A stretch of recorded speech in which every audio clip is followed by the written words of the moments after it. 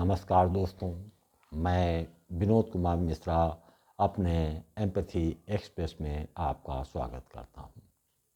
आज का विषय है कि सनातन क्या कमल पुष्प की भांति है। जब हम पुष्प की बात करते हैं, कमल पुष्प का सौंदर्य परत दर परत, उसकी पंखुड़ियाँ जैसे जैसे खोलते जाइए, उसकी आभा, उसका आकर्षण उतना ही बढ़ता जाता है। कमल के बीज का रोपण भी यानी कमल गट्टे का रोपण वहाँ पर जहाँ दलदल भूमि है, ऊपर न जाने कितना जल है, प्रकाश जहाँ जा नहीं पाता, चारों ओर कीचड़ ही कीचड़।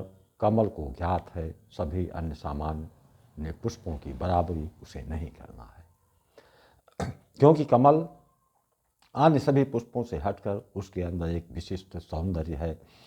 यह विशिष्टता उसे यूं ही नहीं मिली है, उसके बीज में कीचड़ के दलदल में रोपित किया गया था।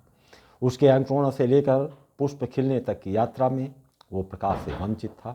यानी कमल अपनी विशिष्टता इसलिए पा सका कि वो गहन अंधेरे से अंकुरित हुआ था। यद्यपि कमल के अलावा बहुतेरे फूल हैं, उनके अंदर भी सौंदर्य है, उसके अंदर खुशबू है। इन खूबियों के होते भी एक कमी है, सुबह खिले शाम को मुरझा गए। कारण है उन फूलों के बीजों का रोपण सतह की गहराई तक नहीं हुआ है। उसका पूर्ण विकास होने पर कमल की तरह उसमें सौंदर्य नहीं आ सकता, कारण उन पौधों का अंकुरण ही सतही तौर पर हुआ है। लेकिन अन्य फूल भी अपने किसी एक विशिष्ट गुण के कारण कमल की बराबरी ही नहीं करते, बल्कि उससे भी उच्चतर विशिष्टताओं का दावा कर सकते हैं और करते भी हैं। यही हाल दुनिया में प्रचलित सभी धर्मों, मजहबों एवं संप्रदायों का है। सनातन का बीज अनल गहराइयों से रोपा गया, जहाँ मानव जाति प्रकाश से वंचित था। सूरज की तपन झुलसा देती थी, दोपहर का सूरज उसे भय में डाल देती थी। कभी कभी आंधी तूफान, कभी मूसलाधार बारिश। ऐसे में पाया गया कि इन सबसे पार पाने का एक ही रास्ता है। जैसे सूरज अपने नियमित समय में उगता है, अस्त होता है, वो अपने नियमों में बदलाव नहीं करता। नदियाँ प्रवाहित होती हैं तो उसमें बदलाव नहीं लाती। ऐसे ही अपने नियमों में पवन भी बदलाव नहीं करता, यानी प्रकृति के मूल प्रवृत्तियों में किसी प्रकार का बदलाव नहीं हुआ है। ऐसे में महसूस किया गया कि प्रकृति के अनुसार ऋतुओं में आए हुए बदलावों के अनुसार चलने पर जीवन में सफलताएं हासिल किए जा सकते हैं। इसीलिए वेदों ने ऋतुओं के अनुसार चलने का मार्ग सुझाया। दयानंद सरस्वती ने भी वेदों की ओर लौटने का आह्वान किया। सनातन जिसका सिद्धांत ही है कि ऋतुओं के अनुसार चलने पर ही आत्मिक पूर्णता को प्राप्त किया जा सकता है, ऐसे में सर्वप्रथम प्रतिबंधों के अधीन पूर्णता हासिल नहीं की जा सकती। नदी का उद्गम हिमालय की चोटियों से होता है। उनकी यात्राओं के साथ उनके साथ चलती हैं उनकी चुनौतियाँ, अनेक संघर्ष, स्वयं का मार्ग बनाने का अदम्य साहस। ये सब प्रदान किया गया कि तुम्हारा उद्गम हो गया है, तुम पर किसी प्रकार का प्रतिबंध नहीं है। अपने रास्ते के चयन नदी को स्वतंत्रता मिली कि उसके प्रवाह में आ रहे अवरोधों को दूर कैसे करेगी, यह नदी पर निर्भर है। नदी को प्राप्त ये स्वतंत्रता ही उसके अंदर विशिष्ट सौंदर्य को जन्म देने में सफल हो सकी।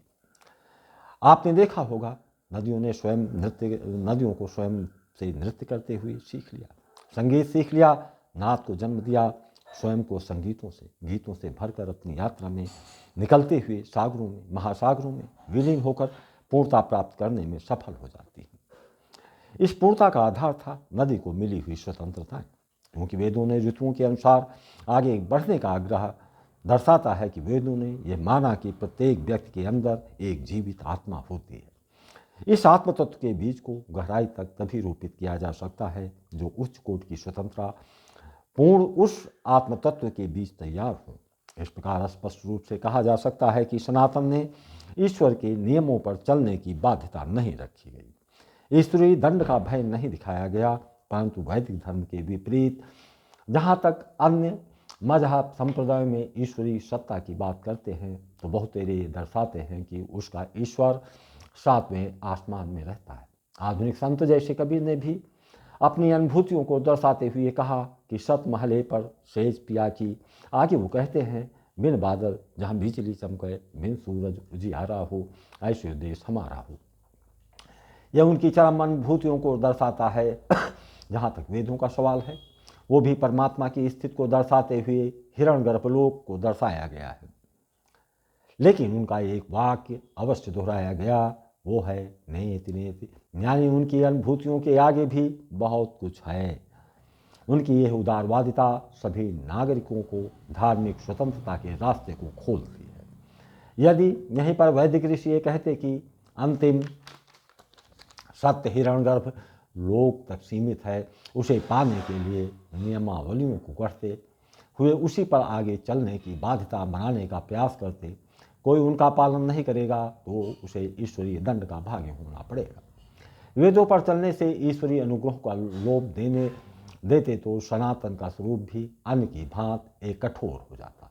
लेकिन सनातन ने नहीं कहा कि जो वेदों को नहीं मानेगा वो धर्मच्युत हो जाएगा। शायद यही कारण है कि मनुष्य जात को एक सनातन धर्म है जो पूर्ण धार्मिक आत्मिक स्वतंत्रता प्रदान करता है। जहाँ तक आत्मा की पूर्णता का बात है, अन्य धर्मों ने उसके स्वरूप का वर्णन तो कर दिया, परंतु वहाँ तक पहुँचने का रास्ता नहीं सुझाया। जो रास्ते बताए गए वो सब सतही तौर पर हैं। सनातन इसके विपरीत आत्मिक पूर्णता प्राप्त करने के लिए दिशा सूचकों का प्रयोग करता है। उन दिशा सूचकों में ये भी दर्शाया गया है कि यदि आप पूर्णता प्राप्त करना चाहते हैं तो रास्ता दिखा दिया। प्रत्येक मनुष्य की स्वायत्तता एवं उसकी स्वतंत्रता पर किसी प्रकार का प्रतिबंध तो नहीं है। वो उनकी इच्छाओं पर निर्भर है कि उन रास्तों पर चलना चाहते हैं अथवा नहीं।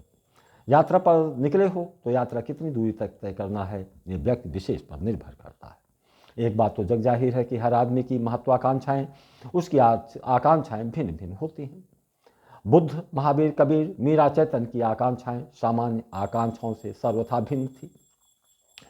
उनकी संख्या अत्यंत सीमित है। सर्वप्रथम सामान्य आकांक्षाओं वालों के लिए सनातन में एक मार्ग सुझाया, वो मार्ग है कर्मकांड का।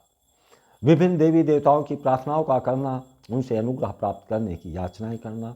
हालांकि सभी मजहबों संप्रदायों में आम आदमी के लिए ऐसे ही व्यवस्थाएं की गई हैं। कारण है कि समस्त आदमी जब कर्मकांडों से जुड़ता है, जब प्रार्थनाओं से जुड़ता है, श्रद्धा से जुड़ता है, समर्पण से जुड़ता है, उसे लगता है कि वो पूर्ण आध्यात्मिक व्यक्ति है।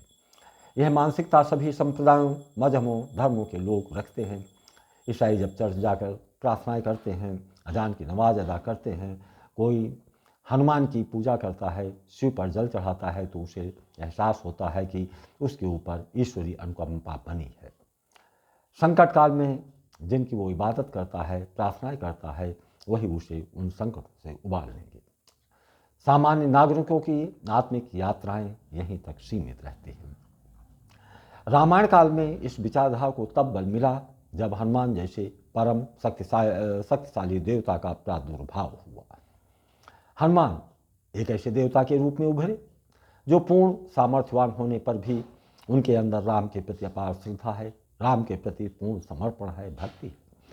फिर यह दर्शाने का प्रयास हुआ कि श्रद्धा, भक्ति, समर्पण एवं आस्था की शक्ति के बल पर महान सागर को पार करने में विलंब नहीं होगा। मन के वेग से चलने की अपार क्षमताएं, यानी सभी उपलब्धियों को श्रद्धा, भक्ति, समर्पण के सहारे अनंत आकांक्षाओं को हासिल किया जा सकता है। ये सहज मार्ग है, कोई चुनौती नहीं, कोई खतरा नहीं। शायद यही कारण था कि बुद्ध ने भी सुगम मार्ग सुझाया। अपने अपने ढंग से सभी धर्मावलंबियों ने सुगम और सरल उपाय सुझाए। बेशक इन सरल उपायों का प्रथम उद्देश्य होता है कि जिसकी आप खोज कर रहे हैं उसका सतह पर यही रास्ता है, लेकिन ये पूर्ण आध्यात्मिक संतोष का यही रास्ता कदापि नहीं हो सकता। एक व्यक्ति से मुलाकात हुई, उसने हल्का सा कर्मकांड का ज्ञान देना चाहा। बातों ही बातों में उन्होंने घोषणा की कि वो पूर्ण आध्यात्मिक व्यक्ति है। साथ ही मैंने उनसे एक प्रश्न कर लिया, क्या ईश्वरीय परीक्षा में संघर्ष सामने आ जाए, धन हानि हो जाए तो आप क्या करेंगे? उन्होंने तत्काल उत्तर दिया, जो पूजा पाठ से उन्हें आर्थिक लाभ नहीं देगा उसका वो तुरंत त्याग कर देंगे। ऐसे व्यक्तियों की आस्थाएं एवं समर्पण से उसके परिणामों के अनुसार बदलाव होते रहे हैं।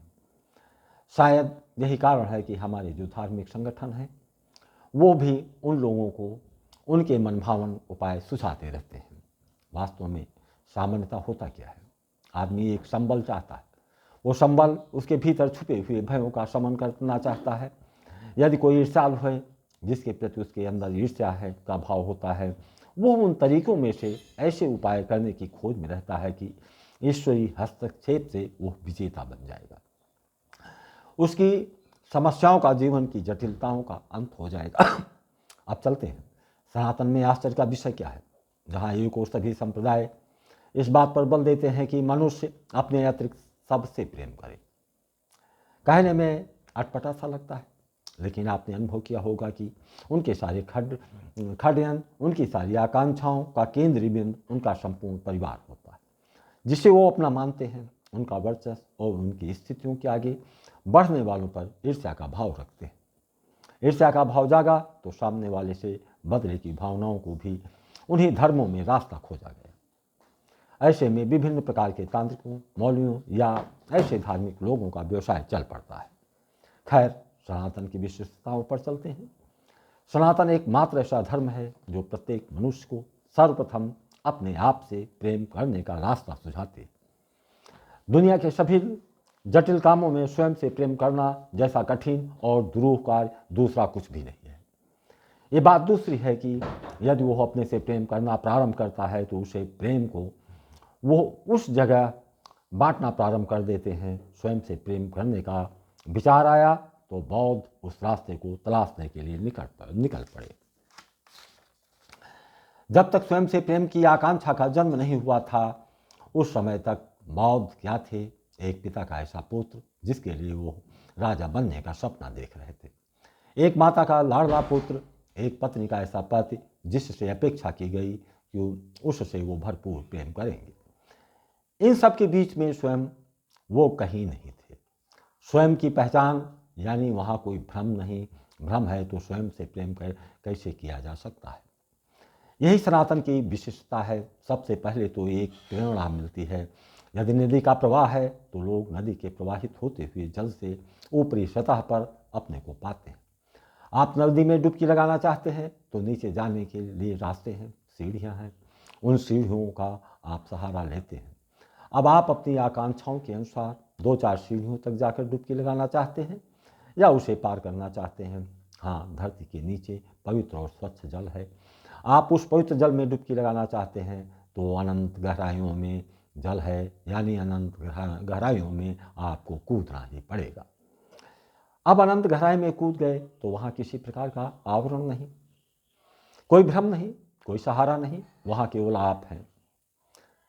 अब जब आप गहराई में कूद पड़े तो उसका परिणाम तो आएगा ही। जहाँ से आपने छलांग लगाई थी वहाँ पर तो आपको कोई संबल नहीं है।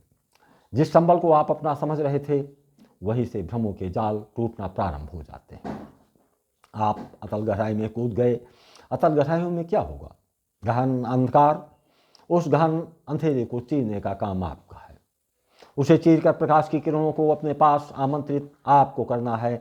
ऐसे में होता क्या है, कहीं किसी छेद से कुछ प्रकाश दिखाई पड़ा, लेकिन वो प्रकाश तो आपसे दूर है। आप पूर्व के भ्रमों के आधार पर उस प्रकाश से थोड़ा प्रकाश पाने की अभिलाषा कर रख लेते हैं, क्योंकि आप उजेले में जीने के आदी हैं। क्योंकि गहन अंधराई में कूदने से पहले आपने अनुभव में पाया था कि कभी हल्के बादलों से घिरे अंधकार में उसी के कारण आपने प्रकाश का अनुभव किया था। इन्हीं एहसासों ने उनके साथ अपने आप को भुलाकर उन्हें ही अपना माना था।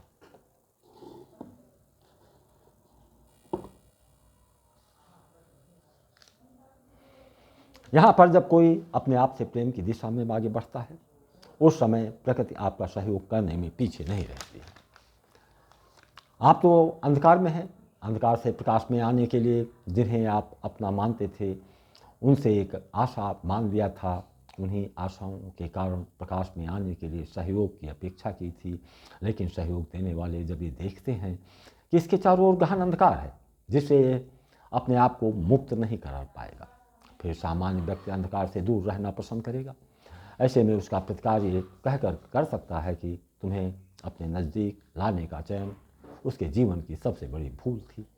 बेशक जब अपने से प्रेम करने का संकल्प लेते हुए कूदते हैं तो जिन भ्रमों को अपना मानते हुए उनसे प्रेम में पड़े थे, उन्हें अपने होने के हिसाब से रहते हुए उन सब से प्रेम करते रहे और अपने आप से दूर रहे।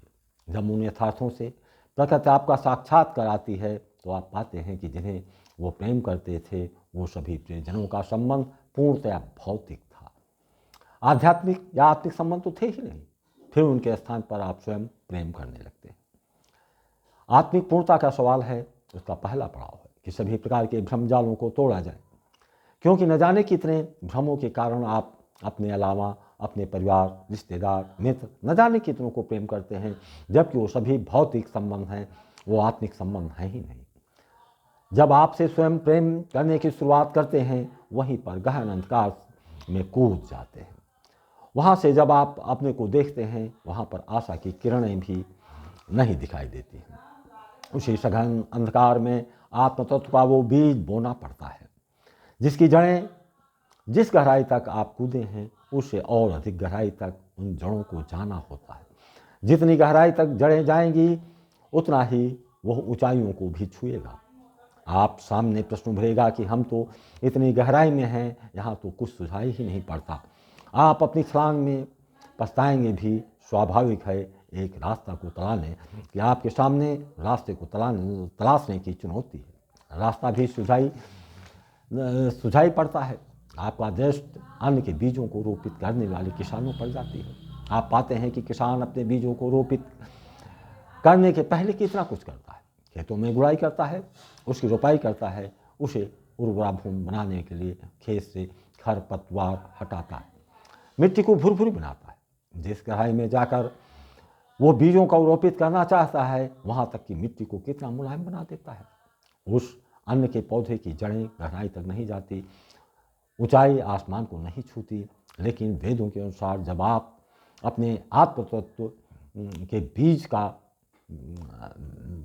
को बोने के लिए निकले हैं, उसका पौधा सामान्य नहीं होगा। उसकी जड़ों की गहराई का अनुमान नहीं लगाया जा सकता। इसी प्रकार उसकी ऊंचाई के बारे में भी था लगाना संभव नहीं है। हालांकि कबीर जैसे संत के बारे में नहीं कहा जा सकता है। अब प्रकृति आपके आप बीज के रोपण में उर्वरा भूमि तैयार करने में सहयोग करती है। इसके पहले जब आप केवल सतह में थे, सतह में सूर्य का प्रकाश तो आप पा लेते थे, लेकिन आप अपनी आत्मा की सृजना के बारे में सोच नहीं सकते थे। सृजन तो उर्वरा भूमि की गहराई में जहाँ केवल अंधेरा है वहीं से संभव हो सकता है। सतह में रहने वाले लोग किसका रोपण कर सकते हैं जिसका कोई जड़ ही नहीं होगी, कोई पौधा अंकुरित ही नहीं होगा। एक ठहरा हुआ सच यह भी है कि आपने किसी बीज को रोपित नहीं किया। आत्मिक बीज का रोपण किसी रोमांस का सतही संकेत नहीं हो सकता है, लेकिन आप जहाँ हैं, आप जैसे भी हैं, वहाँ आप विभिन्न भौतिक स्वरूपों का समर्थन पाने के लिए धन को एकत्रित करते हैं, सुख सुविधाओं का ताना बाना बुनते हैं, उन रिश्तों में स्वयं को जोड़कर उन पर भरोसा करते हैं, उनसे प्रेम करते हैं। लेकिन जब इसी बीच आपने अपने आप को गहराई में कूद डाल दिया, वहाँ आत्मा के चुपचाप बीज गिरा दिए, आप सतह से सीधे अंधेरे में चले गए। आप इतने नीचे पहुंच गए जहां से ऊंचाई दिखाई ही नहीं पड़ती।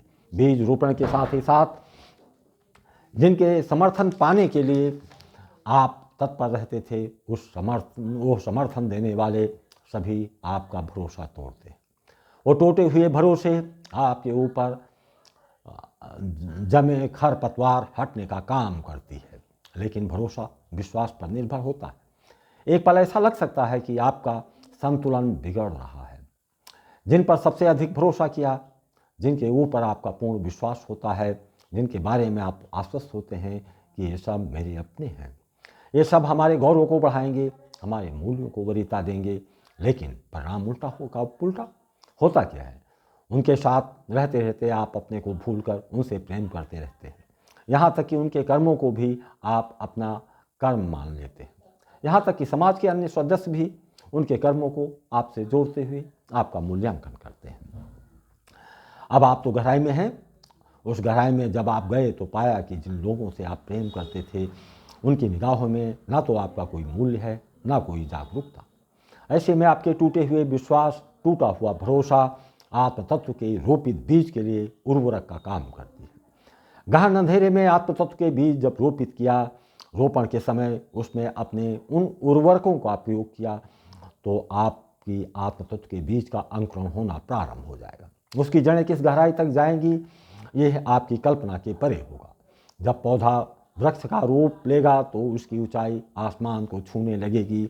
जहाँ तक आंशिक वैभव एवं संपन्नता की बात होती है, तो वो भौतिक कोश सतह में दिखाई पड़ते हैं। ये सारे भौतिक कोश आपके लिए महत्वपूर्ण तो था ही नहीं, और महत्वपूर्ण था तो उनके लिए जिनसे आप प्रेम करते थे, जिन कारणों से आप उनसे प्रेम करते थे। अब वो कारण ही नहीं रहे तो उनसे प्रेम कर सकते हैं, लेकिन उन सब में सबसे पहले आप स्वयं से प्रेम करने लगते हैं। जब स्वयं से सर्वाधिक प्रेम करते हैं तो आप अपने सौंदर्य को निखारने के लिए सामान्य आभूषण नहीं चाहते। फिर आपकी चाहत होती है बेशकीमती हीरा। हीरा तो खदान में रहता है, बाहर तो हीरा मिलता ही नहीं। इसके लिए आप खदान में कूदकर हीरा को लेते हुए, उसे तलाशते हुए, आभूषण योग्य बनाते हुए उसे धारण कर लेते हैं। थोड़ा संक्षेप में सनातन की संपूर्ण यात्रा के विषय में बात करते हैं। जहाँ मनुष्य एक भौतिक प्राणी है, वहीं उसके अंदर प्रज्वलित आत्मा है। उस आत्मा को भी महान कोश की आवश्यकता पड़ती है। ऐसा वैभव से शक्ति का अनुभव होता है। इसके लिए सामान्य भौतिक संसाधन से उस शक्ति का अनुभव नहीं हो सकता। सनातन की यात्रा त्रिदेव के सिद्धांतों पर चलती है। सृजनकर्ता ब्रह्म का आवास पाताल में दिखाया गया। पाताल यानी सतह से गहनतम गहराई में सृजन के बीज बोए जा सकते हैं। पुनः उस गहराई से उत्पन्न फलों के पोषक दाता विश्व के रूप में विश्व को दर्शाते हुए समस्त कोष के मालिक के रूप में दर्शाया गया है।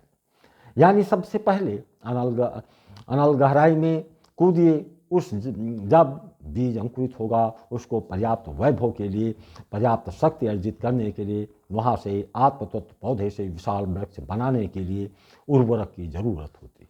उसे ग्रहण के बाद वो पौधा वृक्ष का रूप लेता है। वो पौधा कहाँ तक जाएगा? अनल गहराई को चीरता हुआ महान सागर के से उठकर वो वृक्ष हिमालय के महान चोटी कैलाश तक पहुँचने की बात कही गई है। जहाँ स्वर्णिम प्रकाश है, जहाँ सब कुछ पवित्र है, जहाँ पूर्णता है, सनातन की यही महानता है जो दूसरों में दिखाई नहीं पड़ती। यह रीत के सिद्धांतों की यात्रा है। उसे पाने का मार्ग है। सनातन ही स्वयं से प्रेम करना सिखाती है, जिसके चलते कोई भी पूर्णता हासिल कर सकता है। यही कारण है कि उच्च शिखर पर शिव की उपस्थिति दिखाई गई है। स्वाभाविक है, मंतव्य साफ है कि सनातन कोई सामान्य धर्म नहीं है। ये फूलों में कमल का फूल है, व्यापक में महान विराट है। स्वाभाविक है कि वीडियो पसंद आई हो तो लाइक, सब्सक्राइब और शेयर करना ना भूलें। जय हिंद।